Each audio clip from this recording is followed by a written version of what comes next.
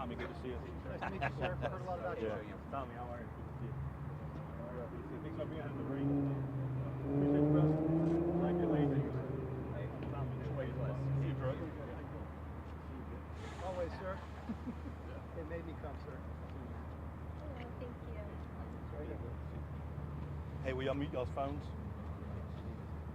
Yeah.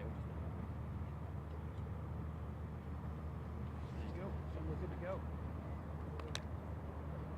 Got to mute mine first.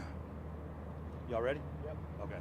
Yes, sir. Good afternoon. My name is Tommy Diaz. I'm the Assistant Chief at the Harris County Sheriff's Office. To my left is Major Jesse Razzo over the Homeland Security Bureau.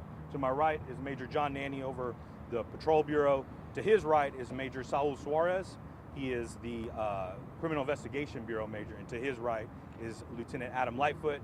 He is the watch commander for District 4 out west in the Katy area on day shift. So this morning, about 8 o'clock this morning, we received a call for service from a citizen who's claiming a terroristic threat, which that means is somebody is threatening somebody else's life. Our deputies make the scene. At that point, we learn that an ex-husband is threatening his ex-wife's life. He displayed a weapon. He told her he threatened her life. In addition to that, he claimed that he wasn't going back to jail and he'd have to be killed. Our deputies make the scene. The suspect had already left the scene. Our deputies searched the area for the suspect vehicle. We located that vehicle in a retail parking lot about a mile away from here. We approached we initiated a traffic stop. We approached the vehicle. The suspect evaded. At that point, he also displayed a weapon, and our deputies pursued the vehicle to here at West Green and I-10. West Green and I-10, 13,000 block of West Green. The deputy crashed out into a water main. Our deputies established a perimeter, attempted to establish communications. At that particular time, he displayed a weapon again, pointed at deputies. Original deputies discharged firearm. One deputy discharged his firearm. We established a perimeter. We requested our tactical team to the scene. They arrived. At that point, we were still attempting to establish communications. He refused to talk to us. He was threatening, yelling obscenities and things of that nature. Then he displayed a weapon, pointed it again at our deputies, who discharged again. At no point was the suspect shot, and at no point were deputies injured. So what you're going to see now is a lot of investigators on scene from the homicide unit. They'll lead the criminal investigation. You'll see investigators from the Office of Inspector General. They'll review the shooting and check for any policy violations. You'll also see folks from the DA's office, because at the end of the investigation, this will be presented to the district attorney's office to assess what our deputies' actions. In addition to that, we're required by state law to submit any officer-involved shooting documentation to the Texas Attorney General, so we'll be doing that as well. Where's the suspect right now? The suspect's currently in custody. We have him in custody. He did, at a certain point, make a decision, and a wise decision, to get out of the vehicle and turn himself in. How long did that take? It took 20 minutes from the moment that the pursuit ended until he finally. Is there anyone else in the vehicle with him? No, sir. There was no one else in the vehicle. Do you know what kind of firearm? It was a semi-automatic pistol. And what about the ex-wife said that she was being threatened? Was she hurt at all? No, sir. We're very fortunate that she was not injured. We're very fortunate that the deputies were able to get there quickly. This has been an ongoing issue with this particular suspect and his ex-wife. And so we'd actually been to that address a few times, and we had filed terroristic threat from the night before as well. So we responded out there last night, did a completed investigation, and submitted that information to the DA's office, who accepted charges of terroristic threat from last night. So the suspect actually had an open warrant today from an investigation we did yesterday. Was there something, an arson-related incident on Sunday with the suspect? That's an ongoing investigation. The Fire Marshal Office would be primary on those types of investigations. We are communicating with them because we're getting some information that there might have been a threat of arson or an attempted arson. Was there any restraining order that you know of against him between the two? No, ma'am, not at this point. I'm not aware of that. But traditionally, what will happen in these types of situations, we'll do a magistrate's order of emergency protection, which is valid for 2 years.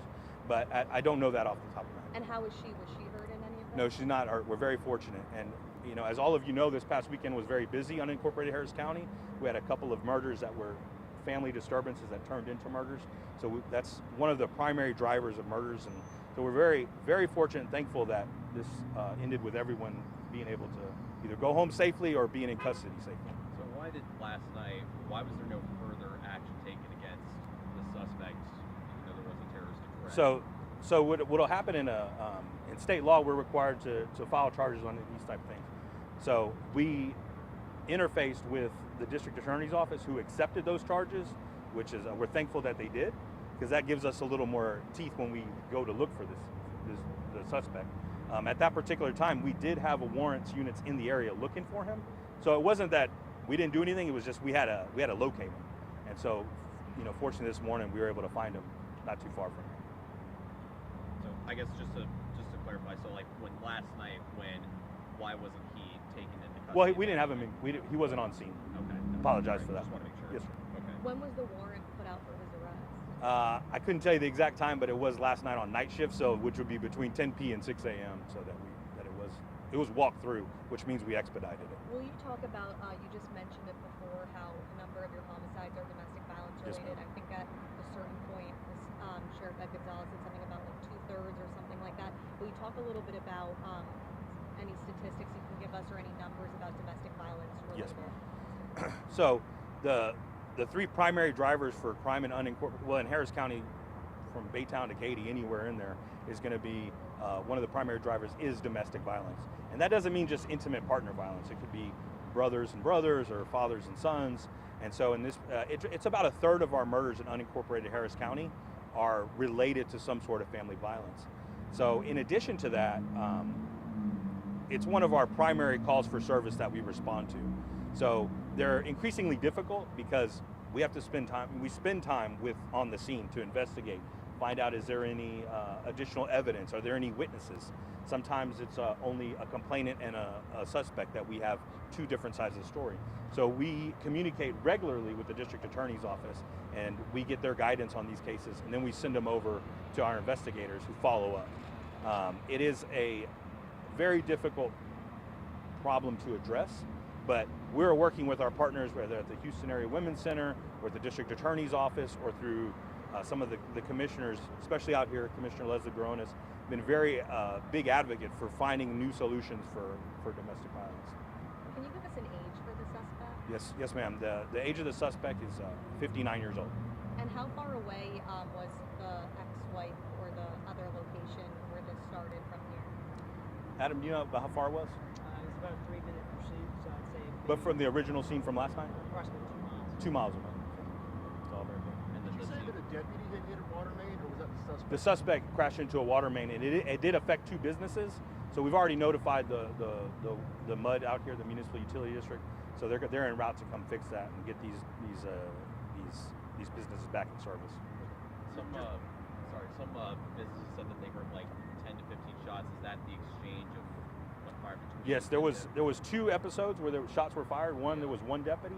The second time there was 3 deputies. Okay. And they had body-worn camera, and so that'll be reviewed as we conduct the investigation. Did the suspect ever discharge his weapon? I can't claim that he did. I don't know that he did. We know that he did point it, is the information I have. So as we do the investigation, we'll see if there are any discharged shell casings, in the vehicle and things like that. How many shots, did you say a round were fired? Oh, I multiple people shots. I don't want to say we shot X amount when it could be Y later. You referenced that he said that he was not going back to jail. Do you know anything about his history? No, I don't know. That's just what the reportee told us, and we're conducting that to see a little bit more background information on him. But it all stems from a domestic disturbance. So sometimes these are volatile. When someone's trying to leave a relationship, it escalates. So it's not always that this person had a criminal history. Any other questions? Okay. Appreciate y'all. Thank you. Thank you very much. Thank y'all for coming in the rain, man. Thank you.